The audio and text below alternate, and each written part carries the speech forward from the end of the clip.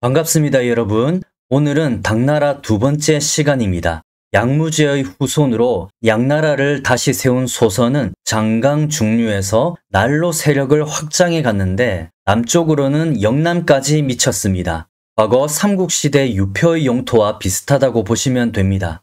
당고전은 서촉의 병사들을 징발하여 소선을 토벌하라는 명령을 내립니다.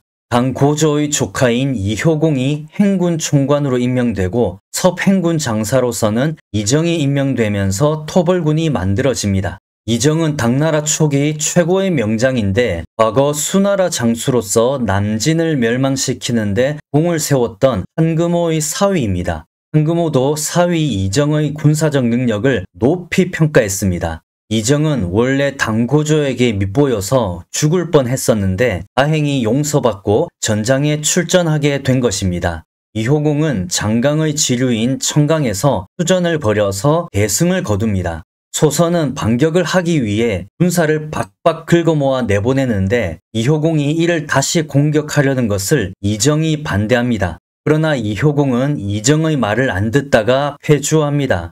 승리한 소선의 군사들은 당나라 군사들이 도망치면서 버리고 간 군수물품들을 무겁게 지니고 있었는데 이정은 이것을 보고 공격하여 대파하고 이긴 기세를 타고 수성을 쳐서 함락시킵니다. 이효공과 이정은 강릉성을 포위했는데 소선은 안팎이 단절되자 결국 항복합니다. 승리한 당나라 장수들은 적장들의 집을 정몰하여 전리품을 가지려고 합니다. 그러나 이정은 그들이 자신들의 주군을 위해 당연한 일을 했을 뿐이라면서 반대합니다. 이 소식을 들은 남방의 여러 주현들이 바람결에 풀이 눕듯이 당나라에 항복합니다. 소선은 장안으로 끌려가서 참수되는데 이리하여 양나라를 부활시키려고 했던 그의 꿈도 거품처럼 사라지게 됩니다. 소선의 양나라가 멸망하기 전 다 평정되었다고 생각했던 하북에서 큰 난리가 일어납니다. 전혀 뜻밖의 인물이 일어나서 하북을 다시 전쟁터로 만들어 버리는데요. 그 인물은 바로 유흑달입니다. 자, 여기 보이시는 유흑달. 유흑달은 두건덕의 오랜 친구로서 그에게 의지하고 있었거든요. 두건덕이 죽은 후 그는 일반 백성으로 집에서 채소나 심고 살아가고 있었습니다. 근데 두건덕의 장수들 중 몇 명이 그에게 와서 거병할 것을 권합니다. 유흑달은 그 제안을 받아들이고 그날로 소를 잡아 제장들과 먹고 마시며 계책을 정합니다. 유흑달은 100여 명을 모집하고 바로 정남현을 공격하여 점령합니다. 참 인생 알 수 없죠? 이렇게 채소나 심던 농부가 당나라를 대항하는 지도자가 된 겁니다. 아직 하북의 소식을 접하지 못한 당고조는 하남 이세민의 그동안의 공적이 크다고 생각하고 천책상장이라는 새로운 장군직을 하사하고 관부를 열도록 합니다. 관부는 쉽게 말해서 자기만의 사무실을 여는 겁니다. 흔히 이것을 계부라고 하는데 이는 재상에 준하는 우대를 받는 것을 의미합니다. 더불어 이세민은 영사도 및 영대행대 상서령으로 임명됩니다. 관직에 영자가 붙으면 기존의 관직을 가지고 있으면서 다른 관직을 겸한다는 뜻이거든요. 그러므로 이세민은 다른 직책에 있으면서도 사도와 상서령을 겸직하게 된 겁니다. 이세민의 측근에서는 방현령과 두여회가 활약하는데 이 두 사람은 왕을 보필할 인재라고 평가받는 수재들입니다. 자, 이러한 때에 유흑달의 거병 소식이 장안으로 전해집니다. 유흑달은 계속 세력을 불리더니 기주를 함락시키고 자사까지 죽입니다. 그러자 과거 두건덕의 부하들이 앞다투어 유흑달에게 호응하니 그 세력은 기하급수적으로 늘어나게 됩니다. 두건덕의 옛 부하들이 유흑달에게 적극적으로 호응한다는 것은 그만큼 당고조가 두건덕을 죽인 것에 불만을 가진 사람이 많다는 것이겠죠. 그보다 더 큰 문제는 유흑달이 그냥 채소만 심는 사람이 아니라 용병술도 수준급이었다는 겁니다. 기록에도 그가 전쟁에 있어서는 두건덕을 능가했다고 나옵니다. 그는 수만 군사를 이끌고 종성을 압박했는데 이를 막아 나선 사람이 바로 여주총관 서세적입니다. 서세적은 이밀의 부하였다고 말씀드렸었죠. 그는 이밀과 함께 당나라에 귀부했었는데 당고조로부터 이시성을 하사받았기 때문에 이 당시는 이세적으로 불리고 있었습니다. 근데 훗날 이세민이 황제가 되자 이름의 가운데 글자가 황제의 이름과 같다고 해서 세자를 빼고 이적이라 불리게 됩니다. 헷갈릴 수 있으니 지금부터 이세적을 이적이라고 부르겠습니다. 유훅달은 자기를 막아 나선 이적을 쳐서 대파하고 당나라 군사 5,000명을 죽였는데 이적은 겨우 죽음을 면했을 정도였습니다. 유훅달은 남진하여 여주와 위주를 빼앗고 반년 사이에 두건덕의 옛날 영역을 전부 회복하는 놀라운 능력을 선보입니다. 그리고 스스로 왕에 오르는데 그가 실행한 정치는 모두 두건덕을 본받았다고 합니다. 유훅달은 사신을 파견하여 돌골과 연합하는데 이 당시 동돌골의 가한은 새로 옹립된 힐리 가한입니다.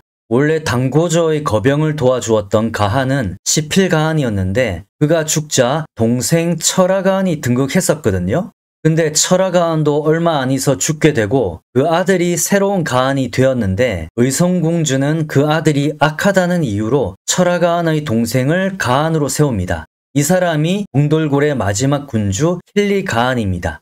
휴양제의 여동생 의성공주는 가한이 새로 세워질 때마다 돌골의 풍습대로 그들의 아내가 되면서 막강한 고난을 휘둘렀습니다. 아무튼 이세민은 유훅달이 너무 활개를 치자 유주총관 이해와 연합하여 그를 치기로 합니다. 이렇게 되면 북쪽의 이해와 남쪽의 이세민 사이에 유훅달이 끼어있게 되는 형국입니다.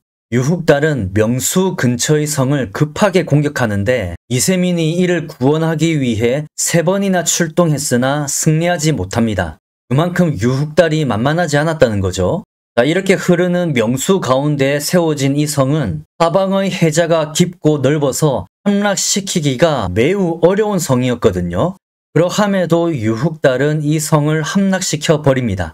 이후 이세민과 유훅달은 서로 대치하기를 60여일이 지났는데 이세민이 유훅달의 양도를 끊고 불량 수송부대를 계속 침탈하여 상황을 유리하게 이끌고 갑니다.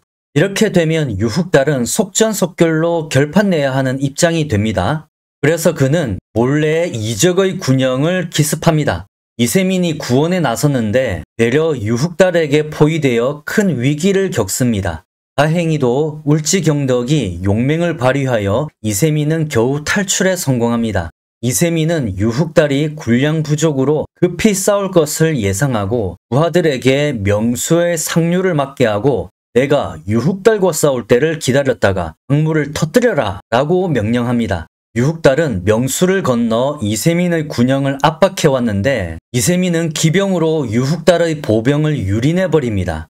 그래도 유훅달은 결사대를 이끌고 해가 질 때까지 분전했으나 더 이상 버티기 힘들어집니다. 다급해진 측근들이 일찍 도망쳐야 한다고 소리치자 유훅달은 그들과 함께 먼저 숨어버리는데 병사들은 그것도 모르고 계속 당나라 군대와 싸웁니다. 이때 당나라군이 명수 상류를 맡고 있던 제방을 터뜨립니다. 그러자 명수의 강물이 막 쏟아지거든요. 이에 유훅달의 군대는 혼란에 빠지는데 칼에 맞아 죽은 사람이 10,000명이 넘었고 물에 빠져 죽은 사람도 수천 명이었다고 합니다. 싸움에서 먼저 내뺀 유훅달은 돌골로 도망칩니다. 승리한 이세민은 연주, 운주, 진주 등 여러 주를 점거하고 있던 서원랑을 치기 위해 진격합니다. 자, 여기 보이시죠? 서원랑. 서원랑은 원래 이밀의 부하였었는데 왕세충에 붙었다가 당나라에 붙었다가 이제는 유훅달과 연합하여 당나라에 대항하고 있었습니다. 한마디로 박쥐 같은 인간이죠. 이세민이 서원랑을 쳐서 10여 개의 성을 떨어뜨리니 사수와 회수가 진동을 했다고 합니다. 이세민은 서원랑에 대한 남은 공격은 이적을 비롯한 여러 장수들에게 맡기고 본인은 회군합니다. 서원랑은 이후 당나라의 압박을 견디지 못하고 달아나다가 백성들에게 살해됩니다. 이세민이 돌아가자 유훅달은 돌골의 군대를 이끌고 다시 하북을 침략하고 영주를 함락시키자 흩어졌던 유훅달의 무리들이 다시 뭉치기 시작합니다. 돌골은 여러 차례 지도자가 바뀌면서 이제는 완전히 당나라와 적으로 돌아선 모양새입니다. 이것에 대항하여 당나라 황족 이도현이 행군 총관으로 유훅달과 크게 싸웁니다. 그러나 이도연은 유흑달과 싸우다가 패해 전사하고 그의 부장 사만보가 유흑달과 싸우지만 또 크게 무너집니다. 이 전투에서 당나라 군의 피해가 얼마나 컸던지 인근 여러 성들이 죄다 항복하고 유흑달은 열흘 사이에 옛날 땅을 전부 수복하게 됩니다. 당나라에서는 태자인 이건성이 총대장이 되어 유흑달을 치기 위해 출진합니다. 이세민이 아닌 이건성이 나선 것은 위징이 계책을 냈기 때문인데요. 원래 이밀의 부하였던 위징은 이밀이 죽고 나자 이건성의 측근이 되었습니다. 위징은 이세민을 견제하기 위해 태자가 공을 세워야 한다면서 출진을 독려한 것입니다. 이에 이건성은 당고조에게 청해 유흑달 토벌의 총대장이 된 것이죠. 이건성과 맞붙은 유흑달은 분량이 다 떨어져 불리한 상황에 빠지고 그 부하들도 당나라에 항복하기 시작합니다. 그러자 유흑달은 분리하면 숨어버리는 그 버릇이 또 도져서 아군 병사들을 놔두고 냅다 도망칩니다. 이때는 부하들도 자기들의 대장이 도망치는 것을 알게 되어 군대는 크게 붕괴되고 모두 이건성에게 항복합니다. 이렇게 하여 이건성이 눈의 가시였던 유흑달을 무너뜨리게 됩니다. 이건성은 장수들에게 유흑달을 추격하게 했는데 유흑달은 도망치면서 제대로 쉬지도 먹지도 못해서 매우 지친 상태였습니다. 그는 요주로 도망가는데 요주는 그의 부하 제갈덕위가 진수하고 있었거든요. 제갈덕위는 유흑달을 맞이하여 성 안으로 들이려고 하는데 유흑달은 뭔가 꺼림칙했는지 성 안으로 들어가려고 하지 않습니다. 그러자 제갈덕위는 눈물까지 흘리면서 성 안으로 들어가자고 권합니다. 이에 유흑달은 마지못해 성 안으로 들어갑니다. 이 눈물의 유혹을 참았어야 했는데 그것을 참지 못했죠. 저작거리에 이르자 제갈덕위는 유흑달에게 먹을 것을 내어주고 유흑달은 그것을 먹고 있었는데 제갈덕위가 갑자기 군사를 이끌고 그를 포박해버립니다. 붙잡힌 유흑달은 이건성에게 보내지는데 그는 처형을 당하기 전에 이런 말을 합니다. 나는 행복하게 집에서 채소나 심고 있었는데 고아현 같은 놈들 때문에 이렇게 죽게 되었구나. 고아현은 채소나 가꾸던 유흑달을 설득하는 데 앞장섰던 인물인 듯합니다. 이렇게 유흑달은 제갈덕위가 흘리는 악어의 눈물에 속아서 최후를 맞이하게 되었네요. 그의 말처럼 모든 것을 내려놓고 채소나 심으면서 소박하게 살았다면 어땠을까 하는 생각을 해보게 됩니다. 그래도 유흑달은 짧은 시간에 아주 강렬한 인상을 남기긴 했습니다. 잠시 남쪽 정세에 대해 이야기 좀 하겠습니다. 일전에 강동에서 우위를 점하고 오나라 황제에 올랐었던 이자통은 신버풍을 멸망시킵니다. 이자통이 신버풍을 쳐서 멸망시키는 거죠. 회남의 두보기는 당나라의 신하의 자세를 취하면서 친당나라 정책을 취하고 있었고 당나라에서는 그를 오왕으로 봉합니다. 두보기는 강동에서 황제를 참칭한 이자통을 쳐서 포로로 잡아 당고조에게로 압송해버립니다. 이리하여 강동의 패자가 된 두보기는 당고조를 만나기 위해 장안으로 출장을 갑니다. 근데 그 틈에 친구였던 이 보공석이 반란을 일으키고 스스로 송나라 황제에 오릅니다. 당나라에서는 보공석을 치기 위해 군대를 보냈는데 이때 큰 공을 세우는 사람이 역시 이정이었습니다. 자, 이정. 그는 유인책으로 보공석 군대를 대파하고 보공석을 비롯한 나머지 무리들을 참수하여 강동을 평정해버립니다. 이렇게 승승장구하는 당나라지만 황실 내부에서는 심각한 갈등으로 피바람이 불게 됩니다. 당고조는 처음에 이세민의 계획과 지략으로 거병했었기 때문에 만일 일이 성공하게 되면 이세민을 태자로 삼겠다고 약속을 했었습니다. 근데 이세민이 절을 하면서 이것을 사양했었습니다. 이후 황제가 된 당고조는 어찌된 셈인지 장남 이건성을 태자로 세웁니다. 그러나 이건성이 술과 여자를 좋아했기 때문에 당고조는 태자를 이세민으로 교체할 것을 고민합니다. 이세민이 점차 공을 세우자 이건성과 막내 동생 이원길이 연합하여 이세민을 끊임없이 모함합니다. 당고조는 말년에 처첩들을 많이 두고 있었는데 이건성과 이원길은 아버지의 첩들에게 뇌물을 바치고 아버지에게 잘 말해달라 하며 아부하기도 했습니다. 이렇게 아버지의 첩들과 가깝게 지낸 이건성과 이원길은 그녀들과 간통까지 저질렀다고 합니다. 당고조의 첩들은 끊임없이 이세민을 모함하고 부자관계의 갈등을 부추깁니다. 베갯머리에서 속삭이는 첩들의 험담을 믿은 당고조는 이세민을 의심하면서 이 아이는 옛날의 아들이 아니오 하면서 싫어하게 됩니다. 그러다 보니 아들 이세민을 책망하는 경우가 점점 많아지게 되고 아버지에게 자꾸 야단을 맞는 이세민은 위기감을 느끼게 됩니다. 한 번은 당고조가 사냥을 나갔는데 여러 아들들이 다 같이 가게 됩니다. 이건성에게는 준마 한 필이 있었는데 이 말의 성격이 완전 멧돼지 같아서 번번이 점프해서 사람을 떨어뜨렸거든요. 이건성은 이 말을 이세민에게 주어서 사냥을 해보라고 했는데 이세민이 이 말을 타다가 3번이나 땅에 떨어지게 됩니다. 그러나 결국 말을 길들이는데 성공합니다. 이세민은 우문사급에게 큰 형이 나를 죽이려고 했지만 죽고 사는 것은 천명에 달렸으니 무엇으로 나를 다치게 할 것인가 라는 말을 합니다. 이 말을 엿들은 이건성은 당고조에게 거짓을 보태서 고자질을 합니다. 아버지, 세민이가요. 스스로 천명을 가졌으니 천하의 주인이 될 것인데 어찌 하찮게 죽겠는가 라는 말을 했습니다. 이 말을 들은 당고조는 이세민에게 불같이 화를 내고 이후로는 이세민을 의심하는 것이 거듭 반복되었습니다. 일이 이렇게 되자 이세민의 측근인 방혈령, 두여회, 장손무기가 이세민에게 이건성과 이원기를 주살할 것을 권하게 되고 이세민은 그것을 받아들입니다. 이세민은 당고조에게 상주문을 올려서 이건성과 이원길이 후궁들과 음란한 짓을 했다고 고하고 더불어 그들이 자기를 죽이려고 하는데 이는 죽은 왕세충과 두건덕의 원수를 갚아주는 꼴이라고 울분을 토합니다. 그러자 당고조는 놀라움을 금치 못하여 직접 국문하겠다며 내일 아침 모두 입궁하라는 조서를 내립니다. 이것이야말로 이세민이 원하던 바로 이건성과 이원기를 불러들이기 위함이었죠. 이세민과 그 일당들은 현무문에 미리 군사들을 숨겨놓고 때를 기다립니다. 한편 이건성은 당고조의 첩들을 통해서 이세민이 상주문을 올렸다는 것을 알게 됩니다. 이원길은 내일 아침 조회에 참석하지 말고 군사를 챙겨 사태를 관망하자고 말하지만 이건성은 스스로 가서 상황을 살펴보겠다고 합니다.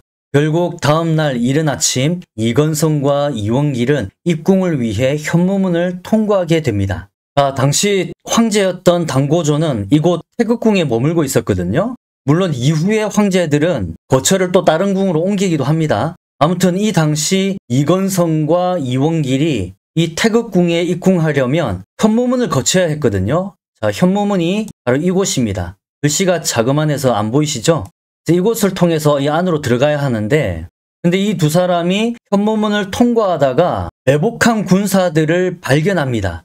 그래서 이 두 사람은 허겁지겁 도망치기 시작하는데 이것을 본 이세민은 직접 활을 쏘아 형 이건성을 죽여버립니다. 근데 이세민의 말이 난리통에 놀랐는지 나무 숲 쪽으로 달아났는데 이세민은 나무에 걸려 말에서 떨어집니다. 이 틈에 이원길이 이세민을 죽이려고 했는데 그때 울지경덕이 군사들을 이끌고 이원길을 죽여버립니다. 역사에서는 이 사건을 현무문의 변이라고 합니다.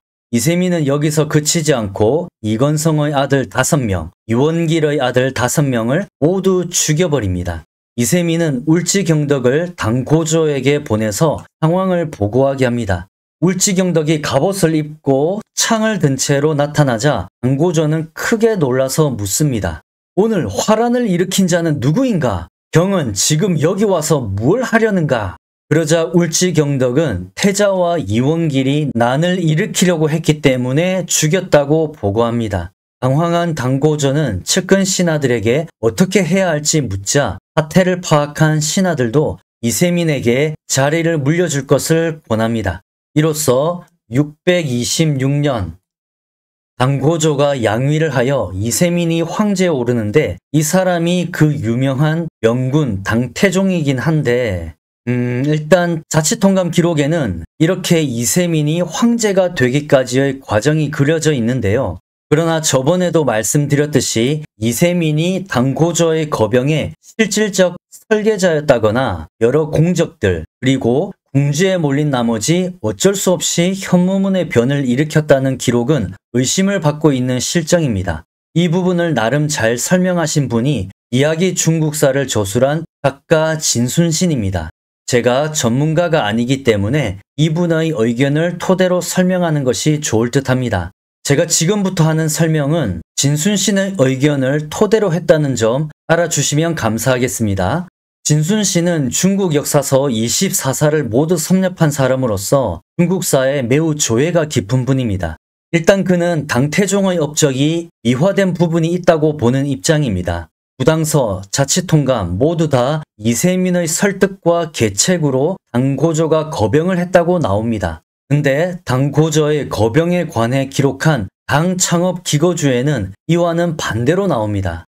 당창업기거주 이 책은 일기 형식인데 문서 담당자였던 온대아가 당고조를 직접 옆에서 지켜보면서 쓴 기록입니다. 온대아는 바로 당고조가 이밀에게 보냈던 그 아부하는 편지를 대필했던 사람입니다. 당창업기거주는 357일간의 기록인데 여기서는 이세민이 당고조를 설득해서 거병을 하는 내용이 하나도 없습니다. 만일 온대아가 이세민에게 적대적인 감정을 가진 사람이라면 오히려 누락했다고 생각할 수도 있겠으나 그것도 아니거든요. 이 기록에는 이세민을 폄하하는 것이 없기 때문에 신뢰성이 높습니다. 즉 거병의 뜻은 오로지 당고조의 생각과 판단이었다고 볼 여지가 큰 겁니다. 실제 당고조가 거병할 당시 이세민의 나이가 19살인가 20살인가 그렇거든요. 중년을 넘긴 당고조가 어린 아들의 판단과 계책에 의지했다는 것은 쉽게 믿기 어렵습니다.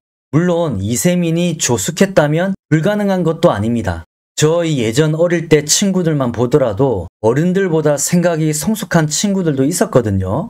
근데 문제는 이세민이 조숙하고 아니고를 떠나서 당창업기거주의 기록에서는 이세민의 활약이 없다는 겁니다.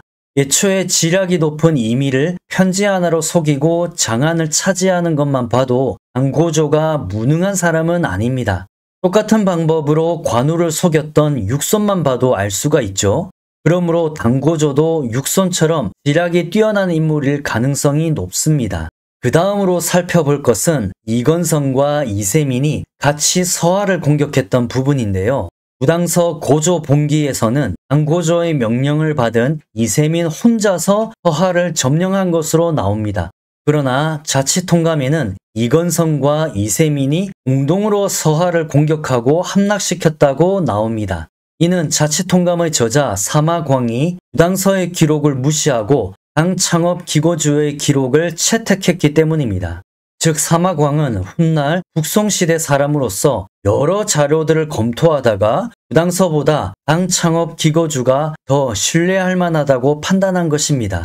부당서도 중국 24사에 포함되어 있는 정사임에도 불구하고 기록이 왜 편파적일까요? 부당서는 당나라가 멸망한 후 북송시대 때 편찬되었으나 당나라 때 기록된 실록을 토대로 편찬되었거든요. 근데 이 당나라 초기 실록은 허경종이 편찬에 참여했었는데 이 사람은 당태종과 동시대 사람으로 대표적인 간신입니다. 자, 간신 허경종. 부당서에 수록된 그 열전에서도 허경종이 기사를 아곡했다고 나옵니다. 아곡이라는 것은 아첨하고 굽힌다는 것인데 즉 사람을 봐가면서 기록을 좋게 쓰기도 하고 나쁘게 쓰기도 했다는 겁니다. 그래서 구당서에서는 허경종이 애증에 따라 사실을 왜곡했다고 비판합니다. 구당서가 허경종의 실록을 참고했으니 당고조와 태자 이건성의 공적이 많이 가려졌을 가능성이 큽니다. 실제 허경종은 고구려 원정 때 13명의 아들들과 함께 몰살당했었던 방효태를 굉장한 용장으로 기록했었는데 그 이유는 방효태에게 뇌물을 받았기 때문입니다. 또 허경종의 아들이 울지씨 가문의 딸과 결혼했기 때문에 울지경덕의 과실은 숨겨주었다고 합니다. 그래서 사마광도 사관이 이건성의 이름을 없앴다고 말하기도 했습니다. 여기서 사관은 허경종을 말하는 겁니다. 실제 구당서 은교전에는 은교가 태자 이건성을 따라 서하를 함락시켰다고 되어 있거든요. 구당서 안에서도 서로 내용이 충돌을 일으키는 겁니다. 아무리 허경종이 실록에 손을 댔다고 하더라도 모든 사실을 다 감추기에는 한계가 있었던 것이죠. 이 왜곡에 대한 것은 허경종에만 그치는 것이 아니라 이세민 본인이 직접 나섰다는 증거가 있습니다. 자치통감의 당태종 정관 17년 643년 기록을 보면 당태종 이세민이 방현령에게 이런 질문을 한 것이 나옵니다.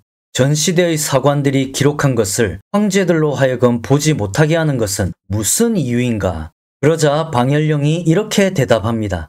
사관은 악한 일을 숨기지 않고 기록하는데 만약 황제가 이를 본다면 화를 입을 수 있기 때문입니다. 즉 사관이 타협하지 않고 고지고대로 쓴 것을 황제가 보면 사명에 처할 것이기 때문에 황제가 기록을 봐서는 안 된다는 것이죠. 그러나 당태종은 자기는 다른 황제들과는 다르다면서 굳이 실록을 보겠다고 합니다. 그러자 여러 신하들이 전부 뜯어말렸음에도 당태종은 기어이 실록을 봅니다. 결국 당태종의 명령이었는지 어쨌는지 방현령과 허경종이 고조실록과 태종실록을 고쳤다고 자치통감에는 나와 있습니다. 이건 뭐 빼박 증거죠. 저같이 기본적으로 역사의 기록을 신뢰하는 입장에 있는 사람은 당태종 이세민의 이런 행동을 매우 불편하게 생각합니다. 당태종 이세민의 진짜 잘못은 단순히 역사를 왜곡한 것을 넘어서 후대 사람들로 하여금 어디까지가 진실이고 어디까지가 거짓인지 도통 분간할 수 없게끔 했다는 것입니다. 역사는 당연히 사실을 바탕으로 기록해야죠. 그래야지 우리가 신뢰를 가지고 교훈을 얻을 수 있으니까요. 근데 이세민은 기록을 왜곡함으로써 역사가 우리에게 줄 수 있는 교훈에 오물을 뿌린 격이 되었습니다. 우리는 당고조와 태자 이건성의 공적이 많이 가려졌다고 추측은 할 수 있지만 과연 당고조와 이건성이 어느 정도 활약을 했는지 정확히 알 수 없게 되었습니다. 그래도 기록의 교차 검증을 토대로 추측을 하자면 태원에서 거병을 하고 장안을 점령해서 황제가 되기까지의 공적은 오로지 당고조 이연의 몫이라고 판단이 됩니다. 그가 이미를 속이고 방심케 한 것과 장안을 목표로 한 정세 판단 등을 보면 그도 역시 보통 이상의 사람은 되었을 겁니다. 그리고 이건성 역시 용병술에는 어느 정도 능력은 있었을 것으로 보입니다. 그가 서하 공격에 성공한 것과 이세민도 완전히 멸망시키지 못했던 유흑달을 멸망시킨 것을 보면 확실히 그렇습니다. 또 이건성이 술과 여자를 좋아했다는 것, 또 아버지의 애첩들과 간통했다는 것도 현무문의 변을 일으킨 것을 정당화하기 위한 이세민의 주작일 가능성도 있습니다. 물론 이세민은 황제가 된 후에 현무문의 변에 대해서 우회적으로 기록한 사관들을 질책하며 사실 그대로를 기록하라고 명령했다고 하지만 이것조차 과연 어디까지가 진실인지 파악하기가 참 힘듭니다. 다만 확실한 것은 이건성과 이세민의 관계가 상당히 안 좋았다는 것입니다.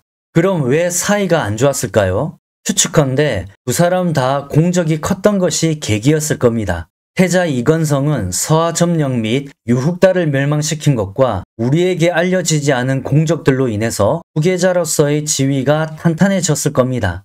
이세민도 여러 공적을 인정받아 천책상장이라는 듣도 보도 못한 직책을 얻은 것까지는 좋았으나 야심이 컸던 그로서는 만족하기는 힘들었을 겁니다. 그가 태자가 될 수 있는 방법은 비상수단을 결행하여 형을 찍어내는 것인데 그에게는 좋은 선례가 있었습니다.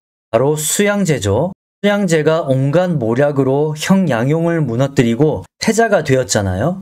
다만 이세민은 그와 같은 모략보다는 칼을 선택한 겁니다. 그가 모략이 아닌 칼을 선택한 이유는 이건성의 입지가 모략으로는 무너뜨릴 수 없을 만큼 탄탄했다는 것의 반증일 수도 있고 더불어 이건성이 큰 결점이 없었기 때문일 겁니다. 실제 서하 공격 때 이건성이 이세민과 함께 병사들을 잘 위로해서 인심을 크게 얻은 것이 나오거든요. 이건성은 모략에 당했던 양용과는 달리 만만한 인물이 아니었을 겁니다. 만일 이건성이 양용처럼 만만한 인물이었다면 이세민이 굳이 칼까지 뽑을 필요도 없이 모략만으로도 내칠 수 있었을 겁니다. 근데 이세민이 칼을 뽑았다는 것은 칼이 아니면 태자 자리를 차지할 수 없을 만큼 형 이건성의 존재가 부담스러웠기 때문일 겁니다. 만일 사실이 그와 같다면 이세민은 명군이 아니고 그냥 허풍쟁이, 거품인간이냐 이런 생각이 들기 마련입니다. 실제로 과거에 비해 이세민 거품론이 많이 일어나긴 했습니다. 그러나 그가 미화되었다는 것을 감안하더라도 명군임에는 분명합니다. 이건 이세민을 비판했던 진순신조차 인정하는 부분입니다. 강태종 이세민의 진짜 능력에 관한 이야기들은 앞으로 차차 풀어가도록 하겠습니다. 시청해주셔서 감사드리고요. 다음 시간에 찾아뵙겠습니다.